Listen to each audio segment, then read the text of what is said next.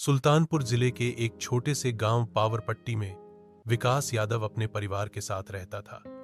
गांव का माहौल शांत था। खेत, खलिहान, तालाब, मंदिर की घंटियां और शाम को चौपाल पर बैठने वाले लोग। लेकिन उस चौपाल को लेकर एक डर सबके दिल में बैठा था। कहा जाता था कि शाम के बाद कोई वहां नहीं जाता, क्योंकि वहां से अजीब सी आवाजें आती थीं। कभी किसी के रोने की, कभी किसी के कदमों की। गांव के बच्चे तक वहां से गुजरने में कांपते थे। मगर विकास यादव ऐसा नहीं था। वह दिल का साफ, मेहनती और निडर इंसान था।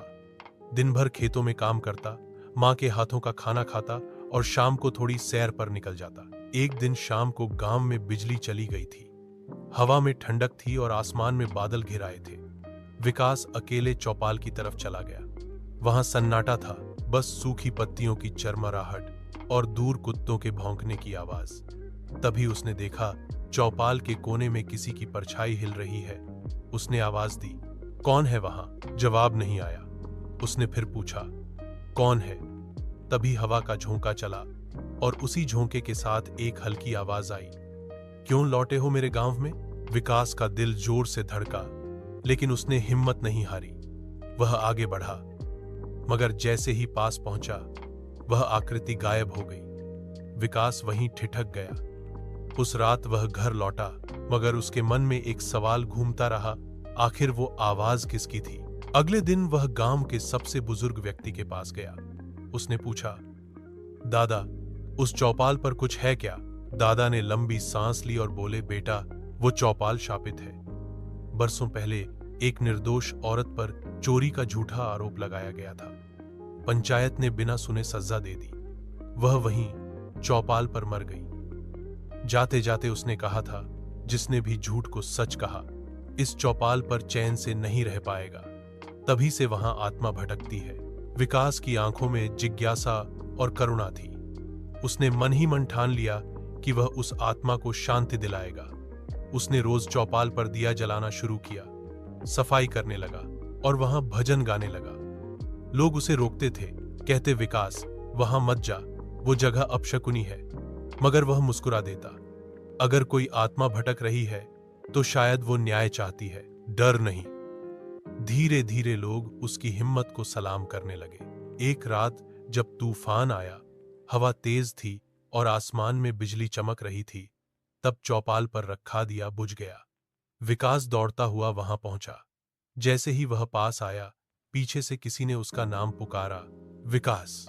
उसने मुड़कर देखा, सामने वही आकृति थी। इस बार वह साफ दिख रही थी, आंखों में आंसू, चेहरे पर पीड़ा।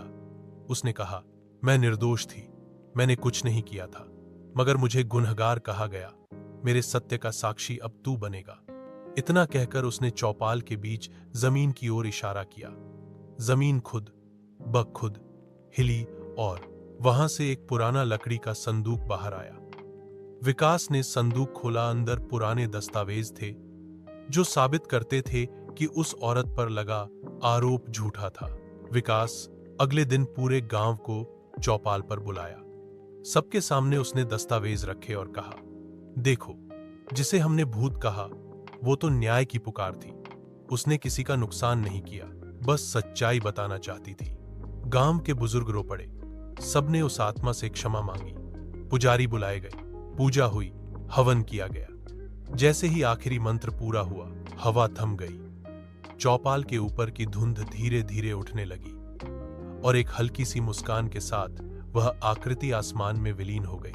उस दिन के बाद गांव में कोई डर नहीं रहा। बच्चे चौपाल पर खेलने लगे, बड़े वहां बैठकर फैसले लेने लगे। अब वहां हंसी गूंजती थी, डर नहीं। चौपाल जो कभी शापित थी, अब गांव की शान बन गई। विकास यादव की हिम्मत ने एक पुराना श्राप मिटा दिया। उसने सबको सिखाया कि हर भूत डराने नहीं आता, कुछ न्याय मांगने आते हैं। सच्चाई से बढ़कर कोई शक्ति नहीं। और जब इंसान सच्चाई की राह चुन लेता है, तो भूत भी आशीर्वाद देने लगते हैं। उस दिन से गांव के लोग कहते हैं, विकास यादव ने भूत से नहीं, अपने डर से जीत पाई। और जब कोई इंसान डर पर विजय पाले, तो पूरा गांव मुक्त हो जाता है।